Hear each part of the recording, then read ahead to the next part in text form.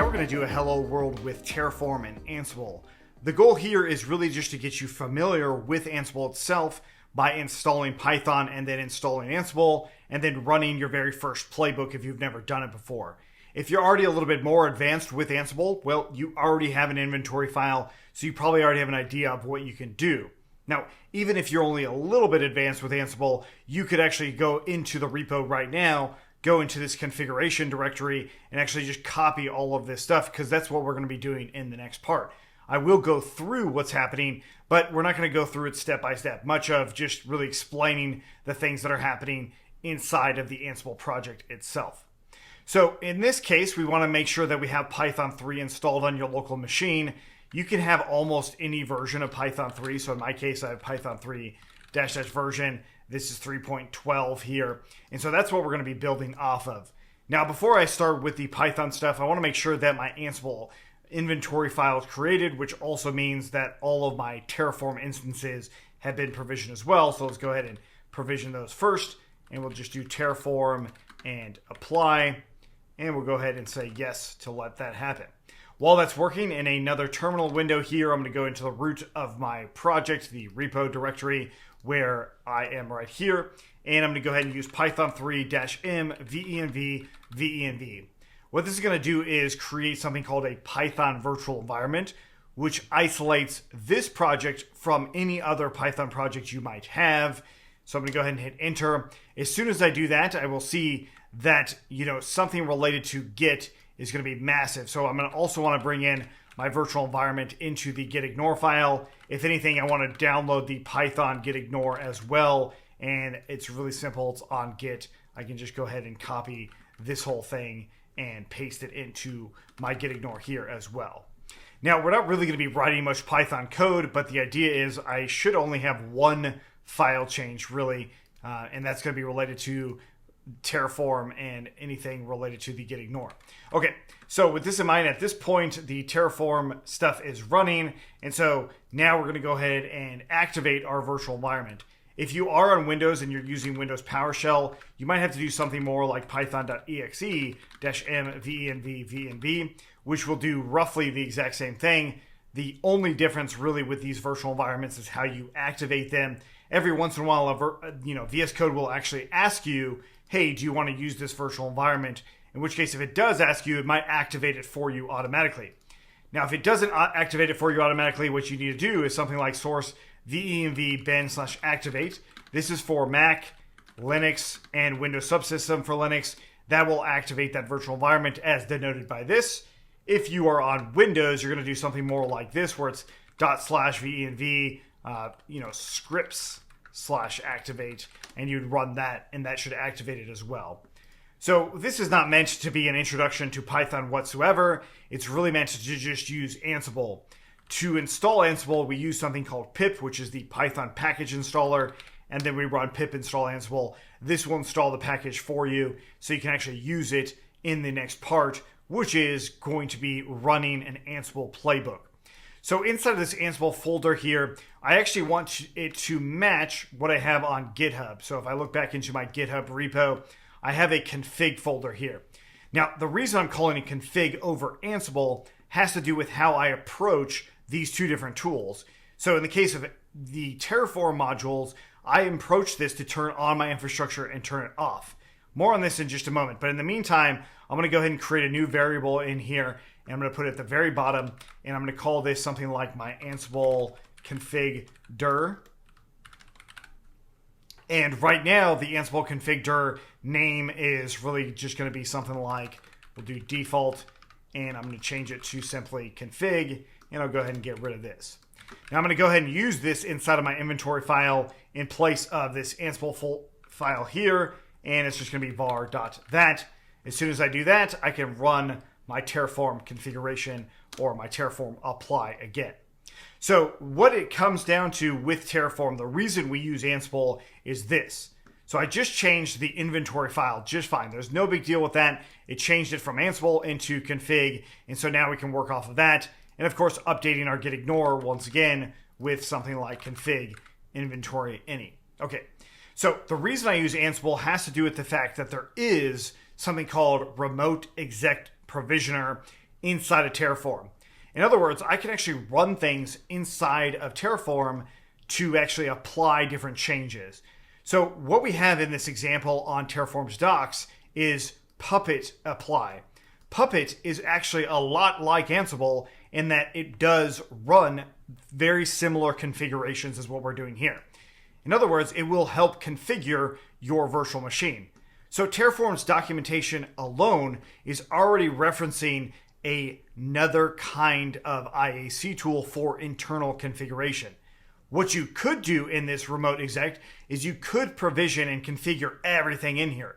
You could run bash scripts, you can do all sorts of cool things in here, but the problem is every time I want to run Terraform apply, those conditions, these remote exec might not actually run. It might not sync things correctly, and things might go down, things might break, and you might have to delete the instance and then bring it back up.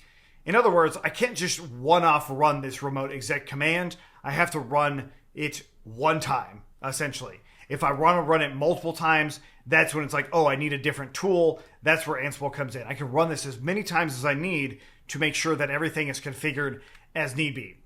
So with that out of the way, now what I want to do is actually configure and run Ansible with just a hello world command here. So the first thing I'm going to do is I'm going to go ahead and create Ansible.cfg. This is the baseline configuration for Ansible that we're going to be using. I'm going to copy and paste it. This comes directly from the repo itself, which you can find in that config folder. You can see the ansible.config here. Just to have a quick going over what this is, first off, it references the inventory file that we just created. It also references our remote user as root, which of course comes from Linode. So if you go into any of our instances that we created, the root user is listed out right there. So if that was a different user, you would want to update this as well. So if for some reason you're using a different root user, you totally would do that.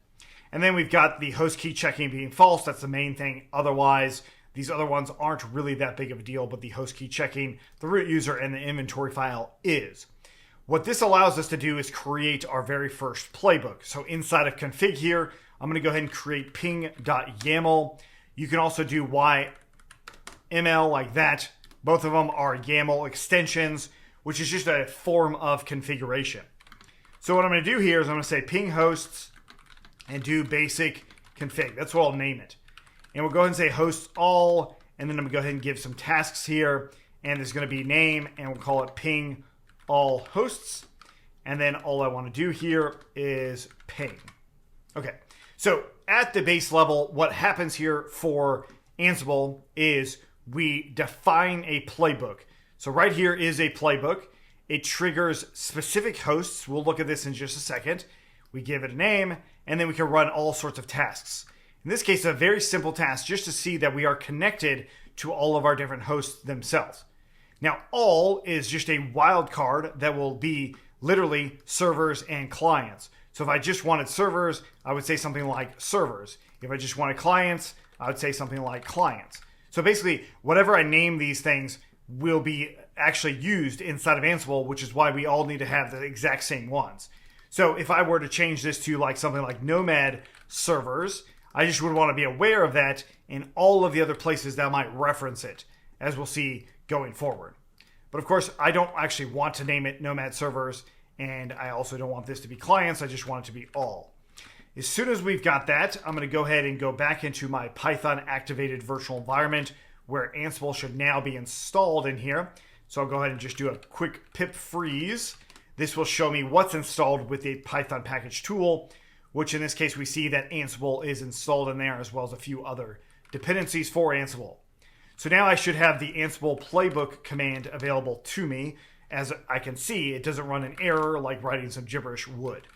Okay, so now I can jump into the Ansible configuration folder, which I called config. At this point, I'm going to delete this old Ansible folder. I don't need it anymore. And so now I'm inside of this Ansible configuration folder. To run that playbook, I just run ansible-playbook and then ping.yaml, hit enter, and this is going to do all of the automations that I defined in ping.yaml.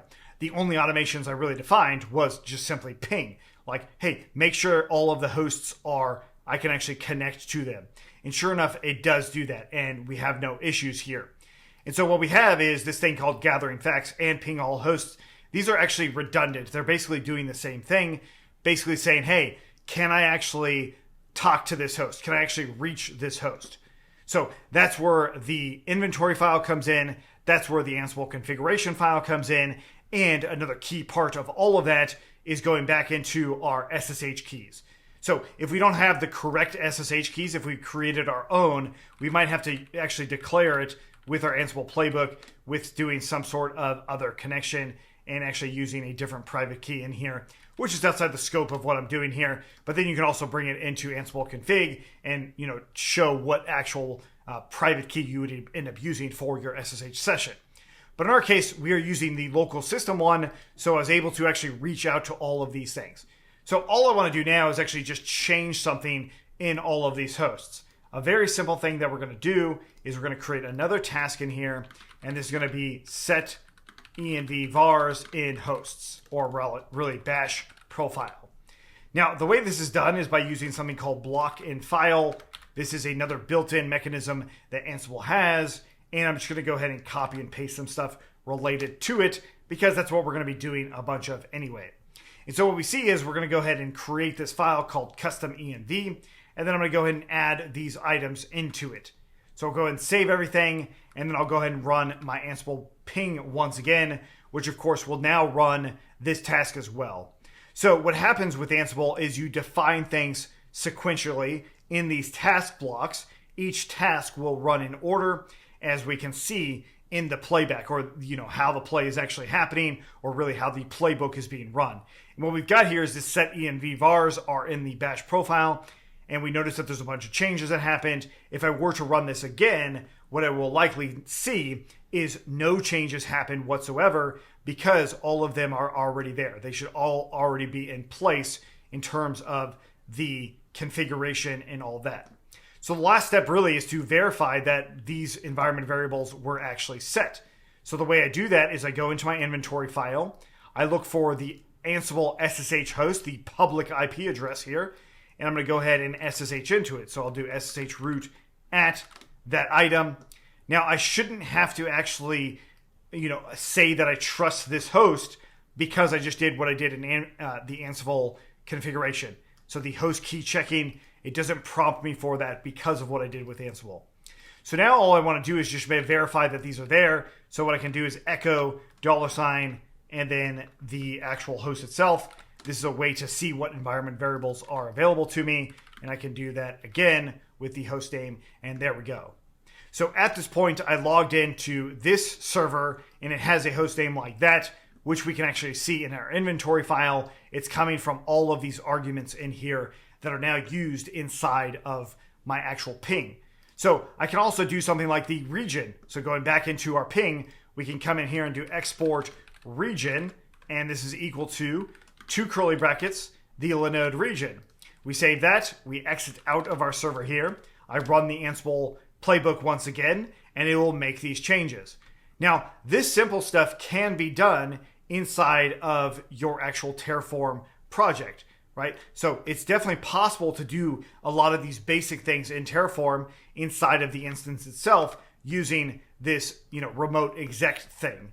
But the thing is, I can't keep running it. That's where Ansible can. I can keep running it and I can see what happens if things change. If I were to run this again, nothing should change, right? It should actually be exactly as we initially configured.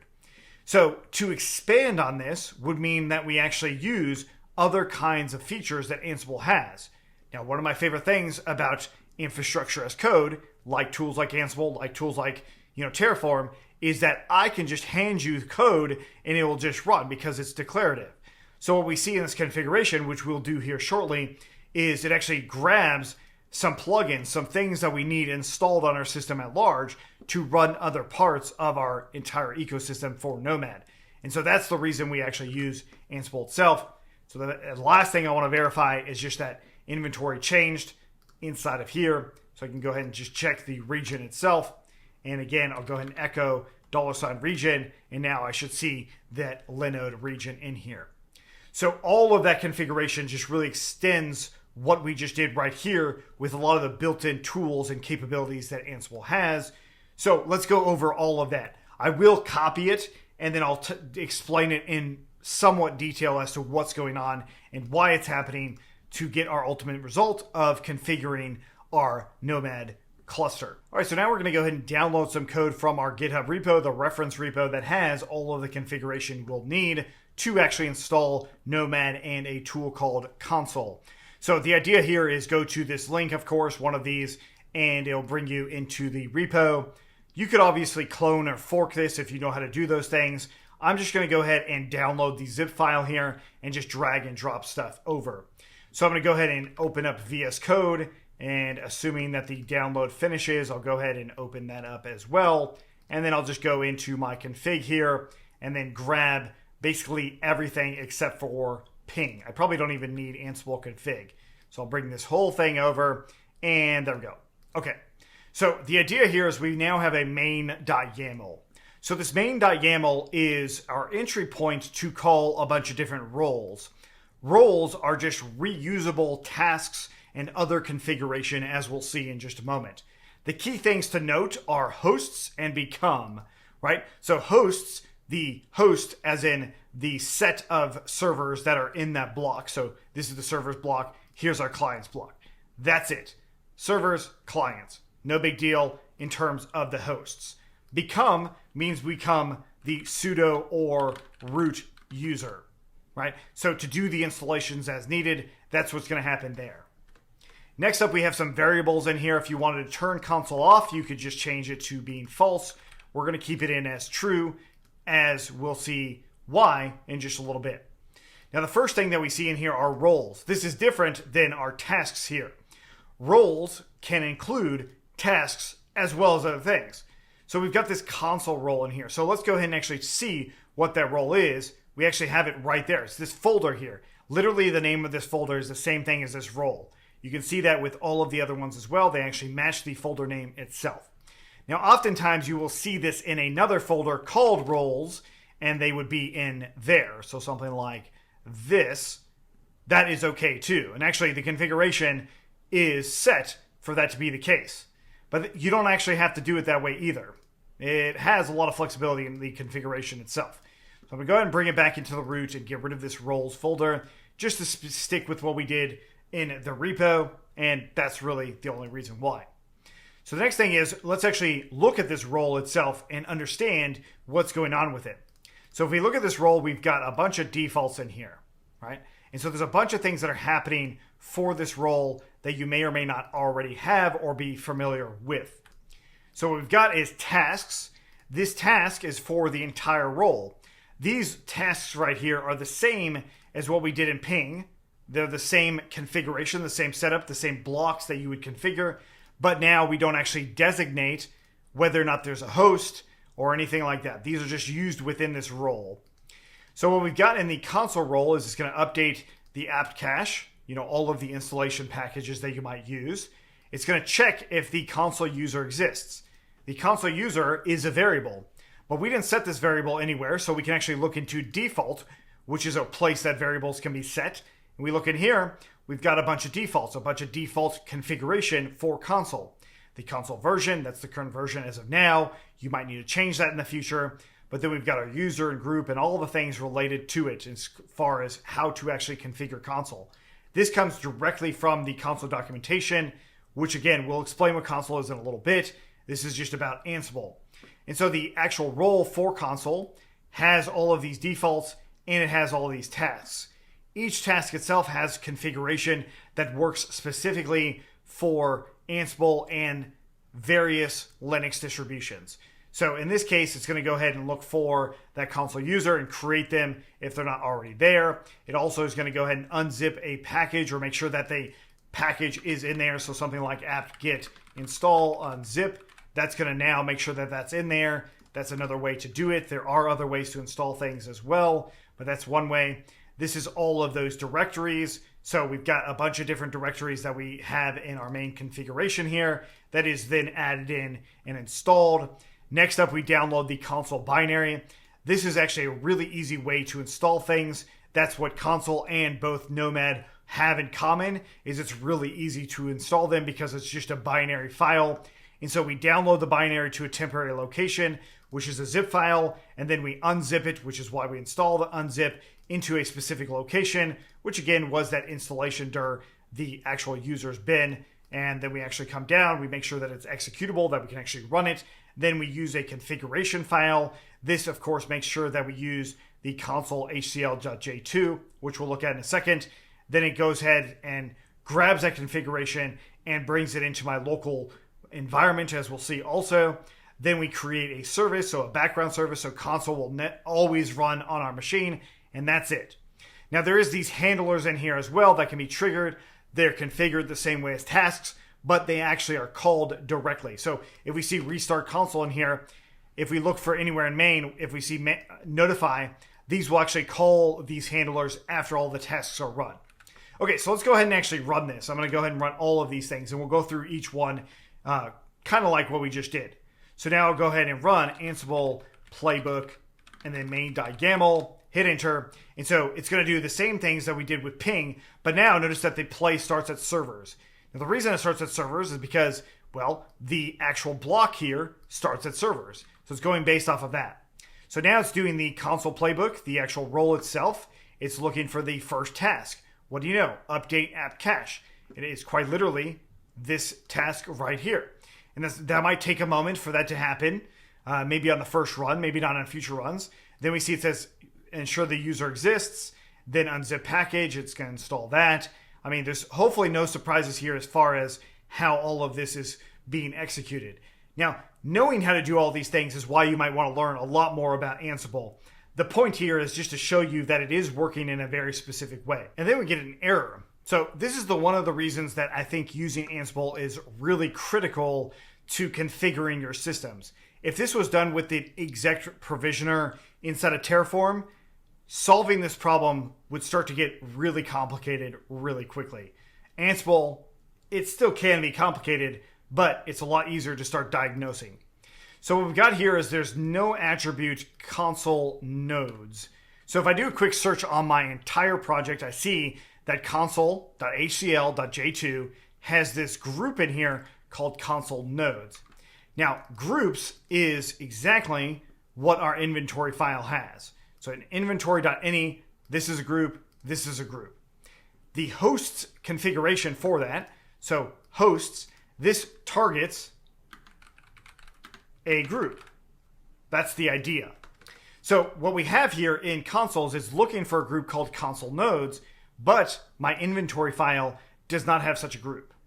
So what we could do is we can actually take one of these groups and rename it or reuse it in a different way. So in our case, we're going to go ahead and do console and then nodes of the child nodes of a different group, which is our servers. So now we're just basically saying, hey, console nodes is a child of this. So it's going to take all of these in here and use them all over again. We could copy and paste and all that, but this is much better. Now, when I go to change this inventory file, your Terraform head should be ringing like, wait a minute, this was created by Terraform. Should I actually change it right inside the Ansible directory? And of course, the answer is no. So what we want to do is change it where is the inventory file is actually being managed, which of course is inside of Terraform itself. So underneath where these things are being configured, I'm going to go ahead and bring in the console nodes as another argument in here. And to make this happen, I'll go back into infra here and then just Terraform, and we'll go ahead and apply, and I'll just go ahead and do auto approve because really only one slight change happened, which is that inventory file itself. So now as soon as I do that, I go back into inventory.ini. There it is. Console nodes is now exists. If I do a quick search, it's now in 2 places or maybe 3 places. I've got it on, my Ansible inventory template file for Terraform. I have it in my console template file and then also my inventory file itself. Great. So quick solution for that. That is something that is useful to know how to run these various tools and why you might want to learn more. But in the meantime, we're going to go ahead and do Ansible playbook and main.yaml and sort of pick up from where we left off. And so this should now hopefully create that console file, and it should work correctly now. So it's going to reference the template that we just looked at, which is of course in the console role, which it happens to exist right here. So if we look at this, here we are back into this template file. So what we have here, this template configuration is called Jinja2, which is a Django inspired configuration, which is a Python package itself. So it allows for really robust string substitution inside of files themselves. Ansible uses Jinja, where Terraform uses its own sort of, configuration and string substitution for templates. So yeah, it makes things a little bit more complicated, which is why we have a lot of references everywhere for all of these things. But overall, what we see now is all of Consul seems to have worked, right? So if I scroll back up, let me just get back up to Consul. Everything seemed to have worked in there, including the error we had before, which I actually don't even see that error anymore. The configuration file was created and all of that. Great.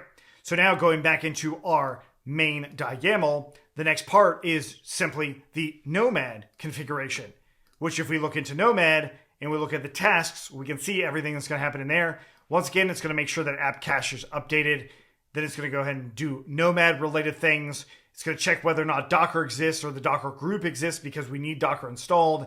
Then it's going to do a number of things related to that, including downloading the Nomad binary. It's going to unzip it. It's going to go ahead and make it executable. The same things we did with our actual console, because Nomad and Consul are both Terraform or HashiCorp projects themselves. So HashiCorp maintains Consul and Nomad as well as Terraform.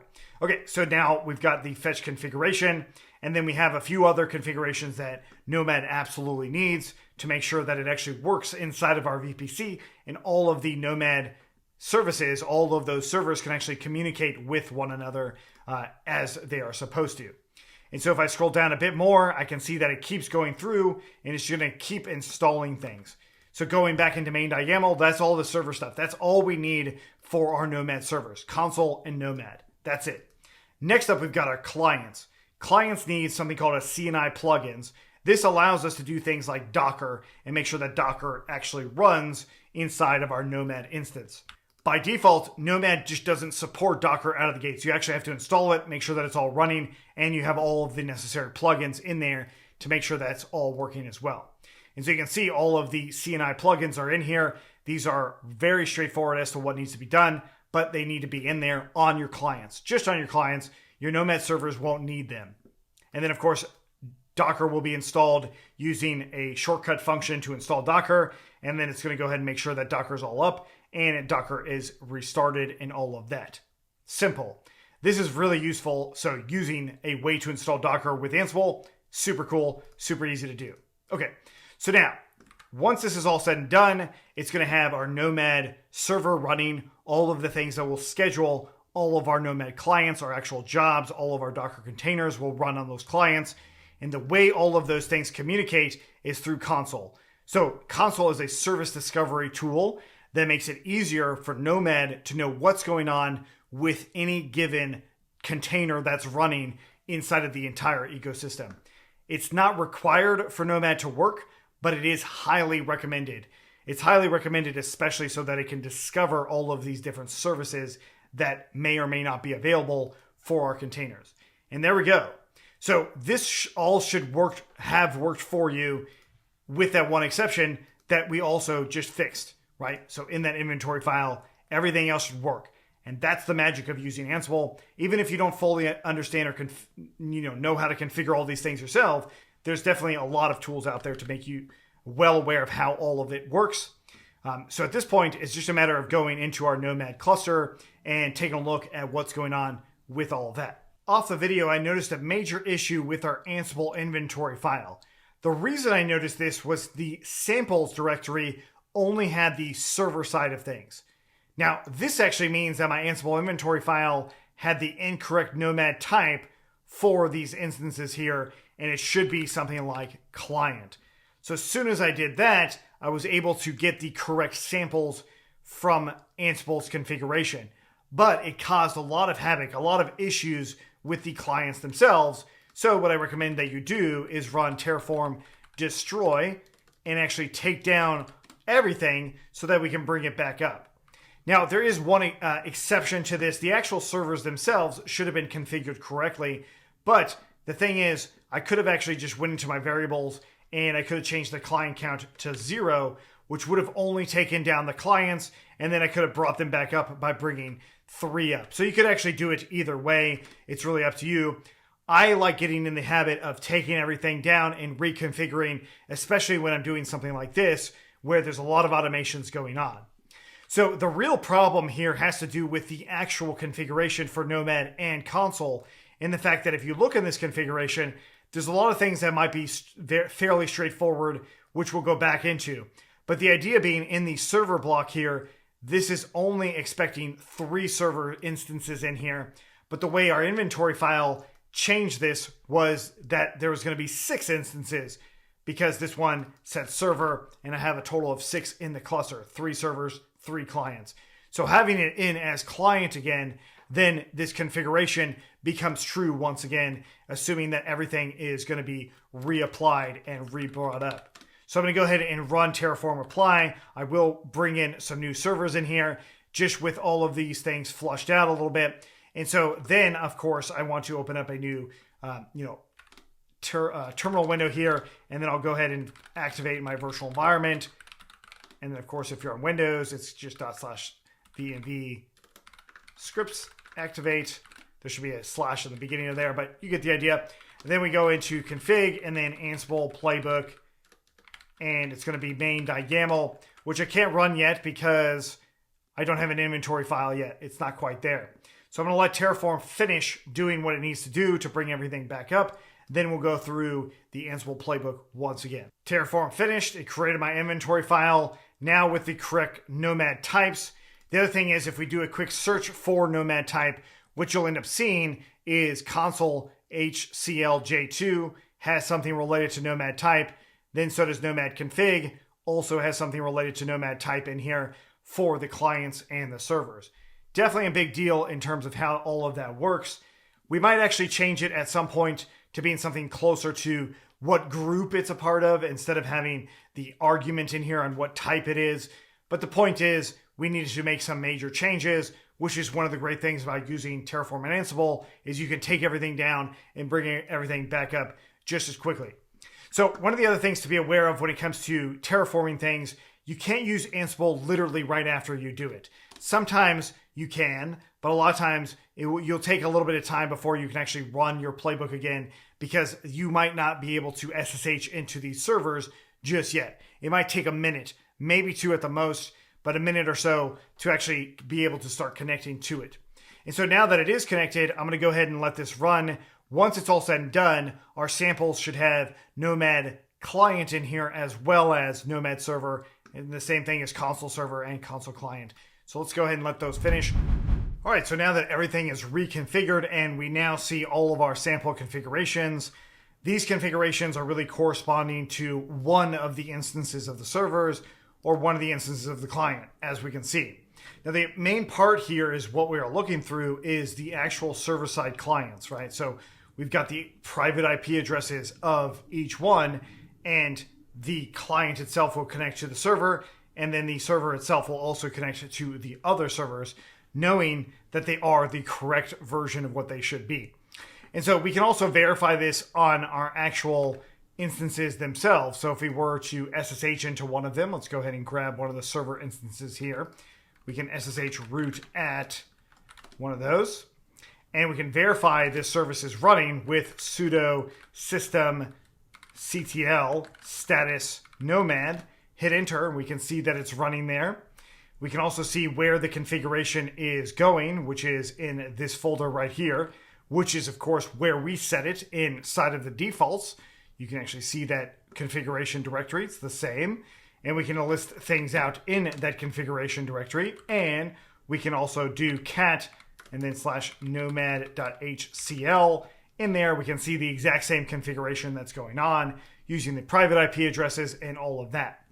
Now, what we also see inside of the clients, in terms of the Consul client and the Nomad client, we can see the name of that server, but also the data center that it's kind of representing. So this data center is fairly arbitrary. You don't actually have to have a real name here. In terms of this one is in Chicago, but I could call this whatever I like. This is sort of a variable itself. It doesn't actually do anything in terms of identifying a real data center. That would be happening more on the Terraform side. It's much more about how all of these things are connected. All of those data centers and regions are going to be the same on each one. That's kind of the point, at least the way this is configured. Okay, so now that we have this configuration, the main part of Ansible was to install everything on those different virtual machines and then create these configurations so that they run on the actual system itself, so that when I go into do something like systemctl status nomad, I see that it is running based off of that configuration. And then I can do that same thing with console and see that that is also running also based off of that configuration. The Nomad server and the console server are in the exact same spot in here. So now we can also verify the Nomad servers by doing Nomad server members. This, of course, is the Raft quorum. Notice that I have a leader in here for one of my servers. That is going to be the one that's the deciding factor as to where we're going to put different jobs, which we'll do in the next part. But now I can also do Nomad node and status, and I can see all of the clients that are available, also designated by their names, their data centers, and all of that. So it's actually really, really nice that this is very straightforward in terms of those things being working. But one of the other parts of the Nomad server, the actual configuration, you can see that there's this UI configured. Well, that user interface is going to be accessible from any of our server instances, and then going into the browser, opening up 4646. That is the default port for the Nomad UI. It's going to try to do a secure connection sometimes. In my case, I will take off that secure connection, and boom, there's my Nomad console that I can run off of. So I could do Nomad in two ways. I could do it in the command line like what we see here, or I can use the console itself. For our test, we'll just use the console because it's going to be fairly straightforward. In the long run, I would probably have a bunch of files that I would want to run directly in here for the different jobs and stuff like that. But using the console is something that I think is a good way to really test out how to use Nomad and all that, at least at a fundamental level, which is what we're going to be looking at. Jumping into our Nomad UI, we're going to go ahead and do our first Hello World job. So if I actually click on New Run Job and choose from Template, there's quite literally a Hello World job. So I'm going to go ahead and apply this, and what I want to see in here is the fact that it is using the Docker driver in here, and it's going to go ahead and create out something specifically for our Hello World command that's going to be running through with this job. So it's quite literally doing the container image at BusyBox and then running a very, very simple HTML page. So I'll go ahead and plan this out. I've got no issues here, and I'll go ahead and let this run. So the really nice thing about using Nomad is the fact that we can also use console. So console is available at 8500, as you can see in here. And you can see all of the things that are going on inside of our Nomad client all together. So right now what it has is a bunch of different things related to Nomad, the different ways to connect to Nomad, and then all of the different services that are available at this time in terms of the console related services.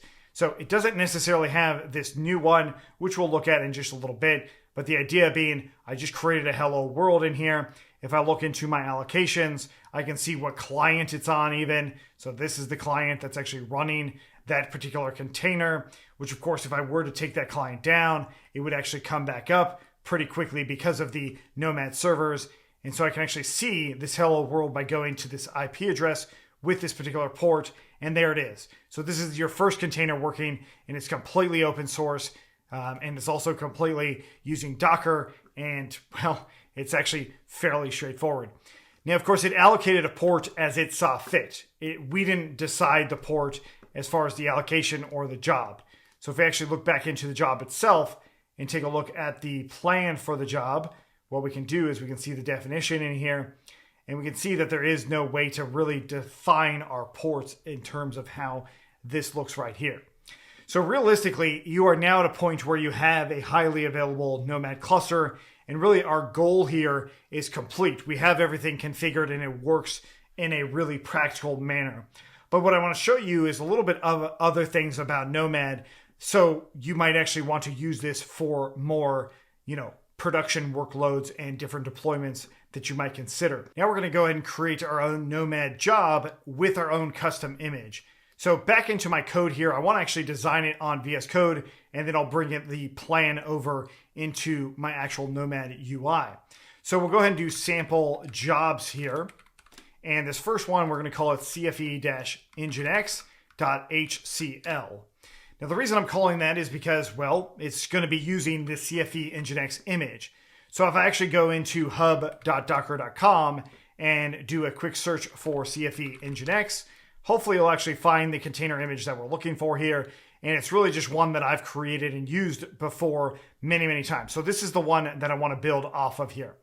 So going back into Nomad, what I want to do is run a new job, go to choose from template. I'm going to go ahead and grab this Hello World one again, mostly so I can just copy the job definition. Granted, I could have done the same thing before within the other one that's already running, but I just want to go ahead and copy this one because we will go and work off of this. Now, first and foremost, the data centers, we can be explicit as to where we want it to go. Do keep in mind that our data centers are, well, basically only US ORed at this point. The way Nomad works is you can actually distribute this across other data centers in other regions, and then your jobs can run in those areas, which is actually really, really nice.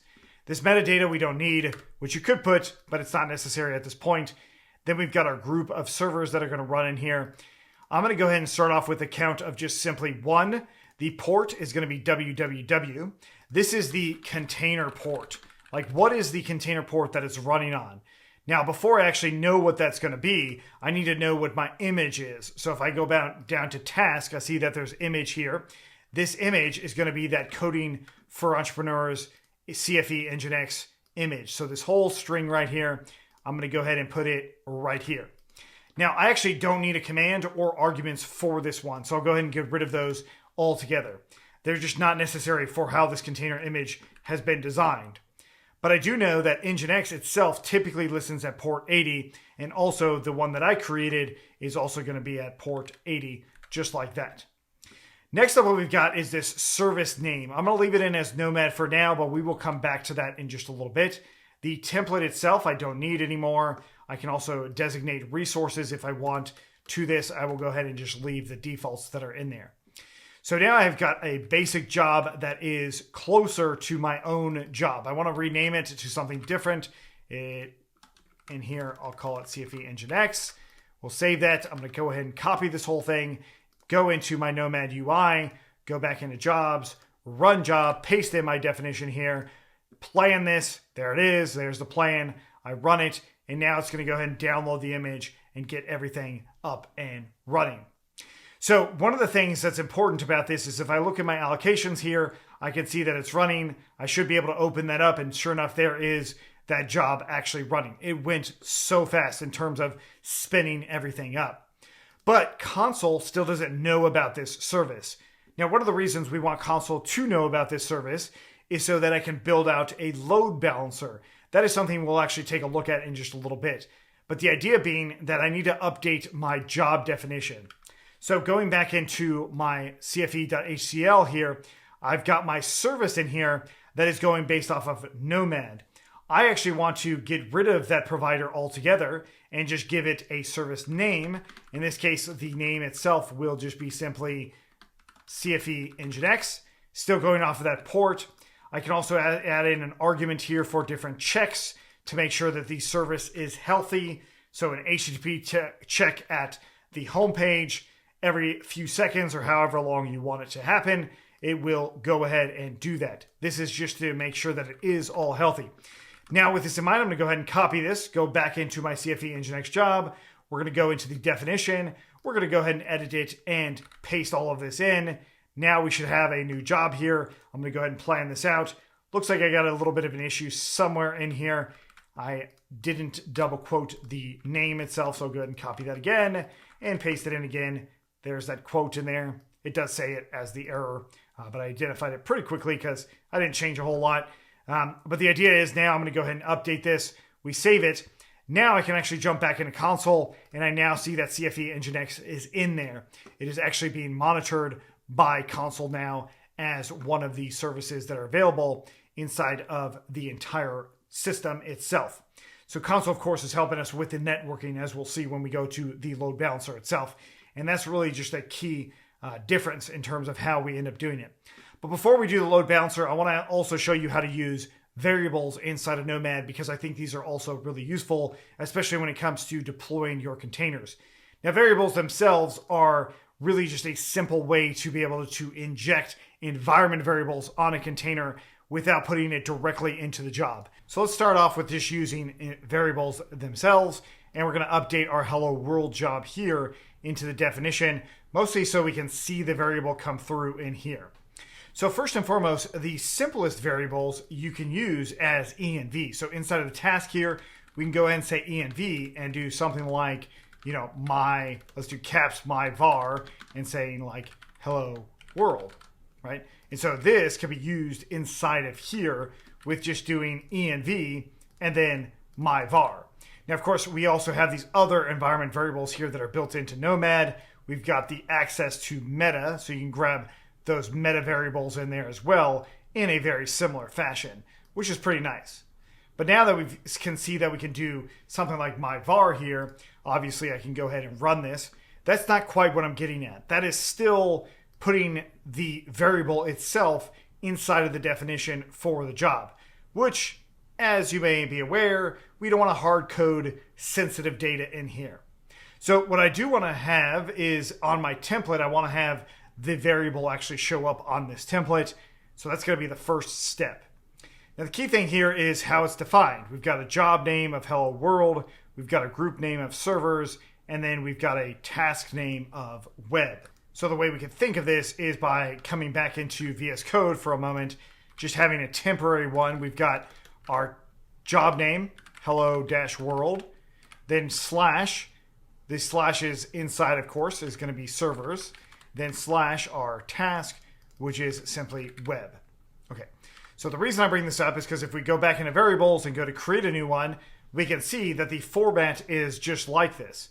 And so there are permissions you can add into variables. That's something outside the scope of what we're going to do here, but you can actually narrow down the permissions as to what can actually access these variables, which is really nice. This is almost like HashiCorp Vault, but not quite there. I believe you can use these variables to integrate with HashiCorp Vault if you wanted to, but this is a nice alternative to actually writing those specifications right in the job itself. So here's the format that we were actually starting to write out, which was simply nomad jobs slash our job name, which is hello world, slash our group name, which was servers, and then finally our task name, which is simply web. So in here, we're going to go ahead and give our key value pairs. So I'm going to do my funky key in a weird way for a specific reason, and then I'll just go ahead and say hello-world or whatever value I want to put in here for this key. Okay, so I'm going to go ahead and save this variable in here. There it is. And here's the path to it. Okay, so how do we actually use this in a template? So I'm going to go ahead and remember this one. I'll just go ahead and copy this value right here. Go back into my jobs, go into hello world, go into definition, go into edit, scroll on down into this data portion. This is where I can inject it. I can do li as in a list element here, and I'll go ahead and say something like, my funky var. I think that's what we called it, but we'll double check. Then I use some curly brackets in here. Once again, the curly brackets, instead of saying env now, we do with nomad var. And since we have with in there, we want to end it. So we want to make sure that we put end shortly after that. And so with nomad var and then the path to where all of those variables were, which is going to be this. So again, if I open up that tab as another tab, I can see there is my variable, there's web, there's that path to it, and then I've got my funky key here. And the reason I called it my funky key is now I do the curly brackets and just simply dot my funky key. So this is the key and it will render out the value. So that's actually fairly nice on how that ends up working. So I'll go ahead and plan this out, run it, and then again, going back into the definition just to see what's happening here, we should be able to see my var and my funky var as well. And so going back into our allocations now, into our more recent allocation, I'll go ahead and open this up. And I have no errors here. And I've got my funky var and then running on port hello-world. They're very similar in terms of a value, right? So if we come back in here, we should come back into our definition. We see that the actual value for that variable is hello world. So let's go ahead and change the other variable in here. And I'll go ahead and edit it. And we'll go and say new value here, exclamation mark, something like that. Save that variable. And let's go ahead and open up our allocation again. And we'll go ahead and take a look. New value here. Pretty nice. So it actually did update the value as well. So that's actually really, really convenient because of the variable that we ended up working. So it did actually do a refresh for us, which is pretty nice. Now, one of the things we can't do, at least not yet or that I'm aware of, is come into our env var right here and quite literally use this same setup to where I can set it right there. That just simply doesn't work. There's not a really clean way to do that. But there is another way that we can inject environment variable here in the actual environment itself. Using BusyBox doesn't really show us how those environment variables would render out at runtime, right? So this template is being generated when it's being deployed. So that's where these environment variables are actually working through. But when I go into runtime, let's say, for instance, I have a Python web application that I need to have different environment variables for. This doesn't exactly work. So we want to go ahead and do something like that. All right, so this Docker image called IaC Python, which reflects this code on my repo as well, called IaC Python. The idea here is really to have a Python web application that uses environment variables. So we see right in the web application itself, it's got OS environ env message. So if it isn't set correctly, it'll just say nothing to report. So that's actually what we'll see first.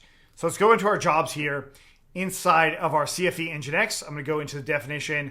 I'm going to go ahead and copy this whole thing, and then we'll go ahead and create a brand new job based off of that one, and I'll just call it IaC Python in here. There we go. And so I just want to update this where it needs to be. So the service name, also IaC Python. We can leave it in as is. The image itself, IaC Python. Now I know in order for this thing to work, it can't work at port 8080, or rather port 80. We will use something like port 8080. As soon as I do that, I also know that in my task itself, I need to declare an env, an environment variable for that port. I will show that in the code in just a second. So I'll put in the string of 8080. Okay, so this is an injected environment variable that will go into the runtime of this particular container image. Now, I know this because I wrote the code, but the idea behind this code, in here, we will see this entry point.sh. This is how it's actually running. It's also running based off of an environment variable. That one's called port, and then it actually runs with gunicorn and uacorn worker at that exact port, which is how this is going to work, as well as how it's going to forward to that. So in other words, if you're familiar with Docker, it's kind of like doing docker run dash env, or rather E being port being 8080, and then running it at that port, and then doing something like port 8080, 8080. And then our actual image in here, CFE, something like that. So that is what this is for. This is what this is for. Okay. Hopefully you know that, but if you don't, hopefully you know it now. Okay, so now we are going to go ahead and plan this out, and we'll just go ahead and run it. So of course, this is just running another container image. So it does give you the example of that. But we, of course, want to start using our variables to inject things related to it. So going back into these original variables that we had, right now, it won't necessarily work on our current job. So I need to do it for a new job, for the IaC Python job. So that's what we'll do.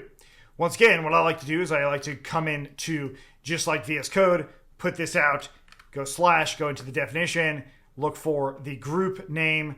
Again, it is servers. Then scroll down to the task name. Again, it's web, right? So the only thing that really changed was the job name. So going into our variables, I'll go ahead and create a new variable in here for that. So nomad /jobs, and then there we go. Here it is, automatically accessible through this web group, which gives it the permission to do it. We don't have permission with the other one. We will have permission with this one. Okay, so the environment variable that we eventually need to set inside of our code was env message. So we could simply just call it env message, but I'm going to call it my nomad, or let's say our custom nomad env message, and we'll go ahead and say this is pretty nice. Something like that. I'm just making it really sort of out there just so it's easier to recognize where it's coming from and how all of this is happening inside of the job itself. Okay, so with this in mind, I want to go ahead and bring it in here as the variable I'm going to be using. So we're going to go ahead and say something like our curly brackets with nomad var, and then the portion of this, which is going to be our quotes here. And once again, it will be nomad/jobs. And there we go, just like that. And then we close that off, and we close it off with end. And then in here, we will just go ahead and do dot our custom message. Okay, so that's the baseline of that variable itself. So I'll go ahead and copy this, and we'll bring it into our job definition now, into our definitions, and I'll go ahead and edit it. This is where the injection comes in. So right after env, what we'll do is we'll create a template. So this template block, this template definition, we can actually declare it as env being true, as in we can treat this template as environment variables. So that means our data itself, we can declare with EOH and then close it off with EOH, just like that. And then everything inside of EOH will be an environment variable. So we have our entire block to get an environment variable, which was this right here, custom nomad env message. And I can quite literally just set this equal to that, just like that. This environment variable will now be injected here with the nomad variable that we declare right there. And that should work just fine. So we'll go ahead and plan this out. If I get an error here, I get a template validation error. It must specify a destination. I did miss one part of this, which would be our destination. Where are we going to actually put this on that local host, which in this case we'll call it local env.txt, or we could even do local.env if you wanted to. I'm going to leave it in as env.txt. Plan that. Now it should work. We'll go ahead and run this, and I'll just let it run. The allocation actually will happen pretty quickly, unless, of course, we did something incorrect. The task was killed here, so it looks like we maybe did an incorrect value in here. And so let's go ahead and see. Looks like it's back up. So something happened, not sure what, but it did reallocate everything.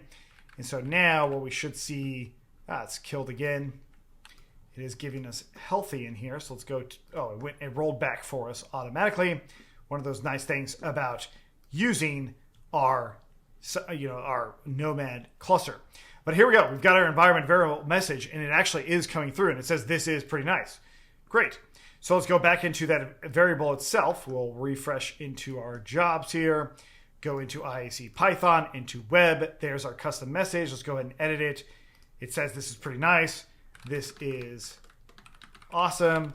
Exclamation mark. We'll save those variables, go back into our jobs, IaC Python. What we want to see here is different allocations, so that most recent allocation is right here.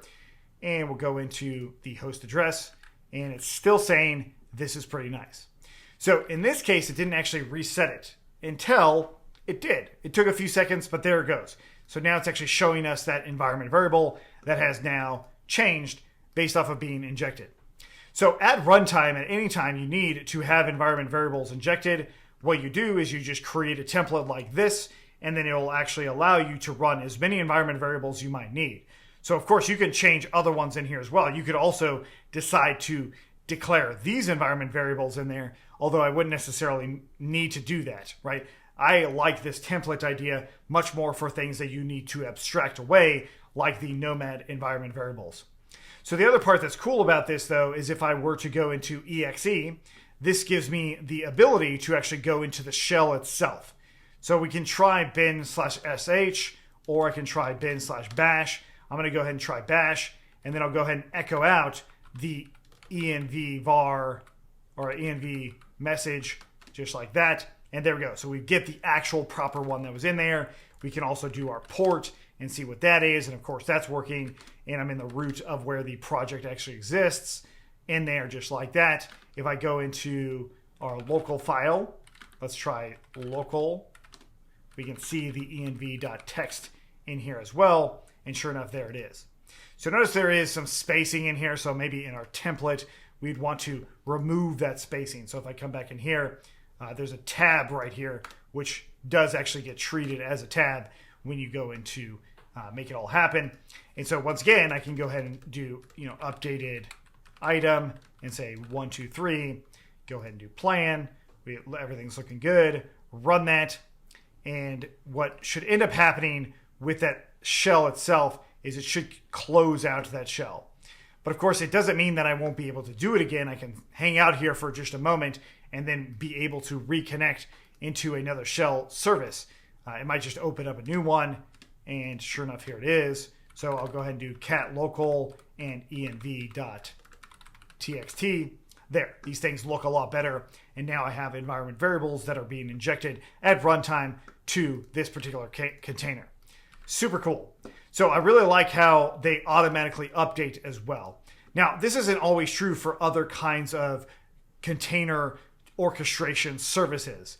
It's just something that is fairly unique to Nomad. Great. So the idea here then is now we're going to take it one step further and we're going to create a load balancer.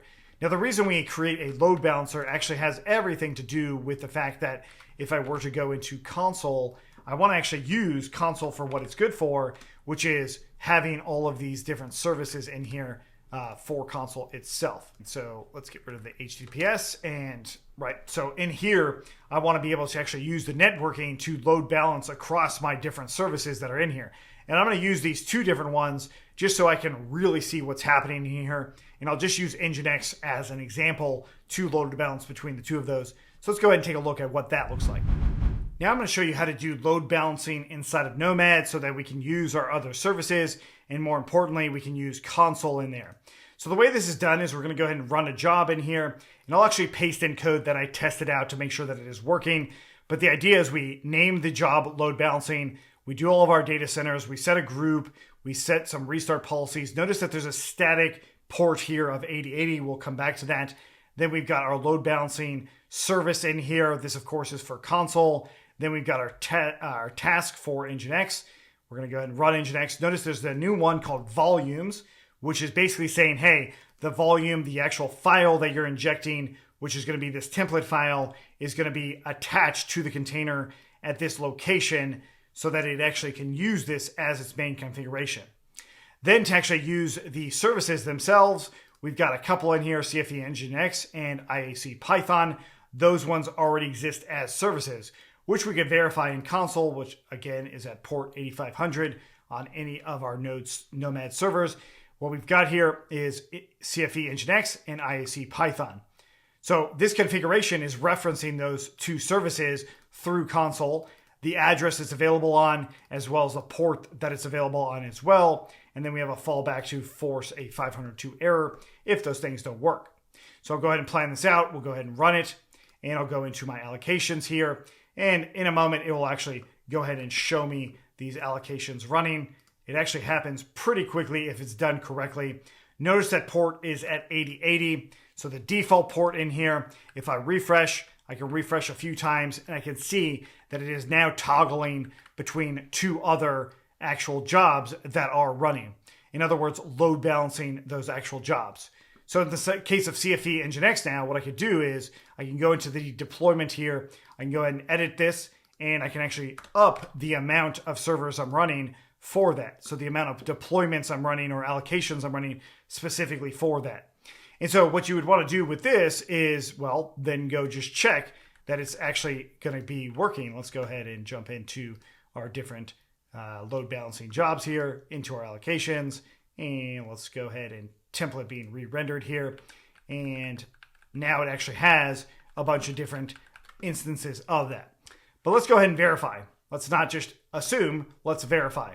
So back into my jobs here, into this load balancing, what I'm looking for is the location for that configuration file. I want to see what's coming out on this configuration. So it's going to be located right here. With that in mind, let's go ahead and execute in here into our servers, into Nginx. bin/bash might work. I think it does. Let's go ahead and navigate into our configuration that we brought in, which of course is this. We're going to go ahead and do cat.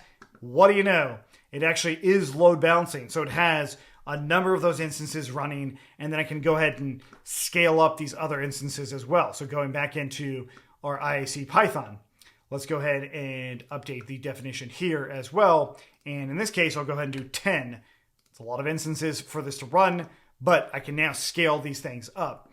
This is one of the reasons to use Nomad, how quickly this happens, and the fact that it just takes in very simple configuration in Nginx, as in the same configuration you might be familiar with Nginx itself, and it works as load balancing. Now, there are ways to improve this, like there should be load balancing across potentially all of the clients to then redistribute traffic and stuff like that, but we're not going into that advance of load balancing, mostly the very straightforward one that is useful in a lot of use cases. So again, going back into the allocations here, opening this one up, and there it is. If I refresh a number of times, eventually it's going to, go back and forth to all those different places. The execute command, I think it actually would have kicked me out. It looks like it didn't actually kick me out in this itself, but we do now see that it has a lot of different places that it can now, actually send traffic for us to all of those different services, thanks to, of course, Nomad and Consul and Nginx's very straightforward process of doing all of that. So yeah, this situation is actually pretty nice. Hey, thanks so much for watching. Hopefully you got a lot out of this. Now, if you want to keep your Nomad cluster up and running, I recommend you do so. But if you don't, make sure you run Terraform Destroy right now so you don't accrue a bunch of charges based off of what we learned today. Now, the idea here is you should actually challenge yourself to use Nomad in different ways. One of those ways would be like deploying a Redis server. So Redis to have a memory store and all that stuff, so your actual services have another way of communicating. Heck, you can even deploy Kafka or Postgres. There's a lot of different things you can deploy with Nomad. Those are really challenging things that I would recommend you take on to really see if you understand how all of this works. Now, on the cluster side, I do recommend that you try to do some scaling. That is horizontal scaling and vertical scaling. Now, the actual Nomad servers themselves, those instances probably won't need to be scaled. It will be the Nomad clients that need to be scaled up. So what you're going to want to do is you will either do horizontally scaling, as in add more nodes to the cluster, or vertical scaling, as in make each node more powerful, a more powerful virtual machine, and the Akamai Linode instance, of course. Now, Terraform can help you do all of that, and we definitely covered that in detail to make sure that you can actually scale those things up. Then you run Ansible to make sure that it's all configured up. And if you don't touch the Nomad servers at all, those instances, then guess what? All of this will be really easy to scale up really, really quickly, and thus making a much more powerful Nomad cluster than what you've already got. Now, another thing you might test is actually going into the Nomad command line tool and in one of these server instances, actually take down some servers and see what ends up happening and how you can actually bring those things back up and see how resilient this cluster actually is based off of everything we've done. Now, thanks again for watching. My name's Justin Mitchell, and I look forward to seeing you in future series. Of course, if any questions came up for Nomad, please let me know in the comments. Or if you want to see other series like this or any other technical topic, please let me know in the comments as well, because I definitely want to see what it is you guys are looking for, because I'm always interested in learning more and also helping you guys figure certain things out, hopefully like this one did for you. Thanks again for watching. Be sure to subscribe, and we'll see you next time.